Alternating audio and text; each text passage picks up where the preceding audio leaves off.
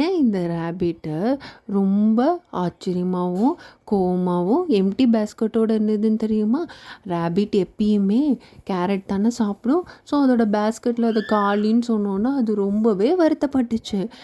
பின்னாடி இருக்கிற குரங்க பார்த்தீங்களா, அது இதோட கேரட்டை எடுத்து வச்சுட்டு எவ்வளோ வில்லத்தனமாக சிரிக்குதுன்னு. அப்போது குரங்கு தானே இதை எடுத்திருக்கும் ரேபிட்டுக்கு தெரியாமல். ஆனால் குரங்கு இப்போ பார்த்தீங்கன்னா அது நடிக்கவும் செய்யும், ஐயோ கேரட்லாம் காணுமா அப்படின்னு சொல்லிட்டு. இந்த நடிப்பை பார்த்த பின்னாடி இருந்த நரி வந்து இவன் என்ன இப்படி நடிக்கிறான் அப்படின்னு சொல்லிட்டு இது பண்ணும். ஆனால் ரேபிட்க்கு இந்த 3 பேர் மேலேயுமே சந்தேகம் இருந்தது.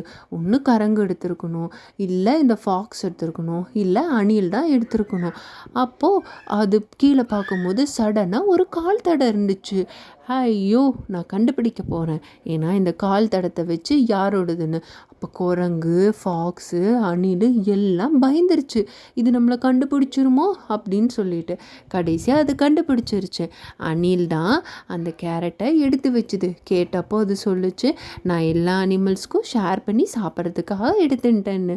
ஸோ எதையுமே நம்ம விசாரிக்கிறதுக்கு முன்னாடி ஒருத்தர் மேலே பழி போடக்கூடாது.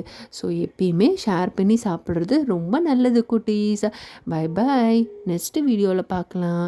இந்த கதை பிடிச்சிருந்தா லைக் பண்ணுங்கள், ஷேர் பண்ணுங்கள், சப்ஸ்கிரைப் பண்ணுங்கள். குட் நைட் பட்டு, சீக்கிரம் தூங்குங்க.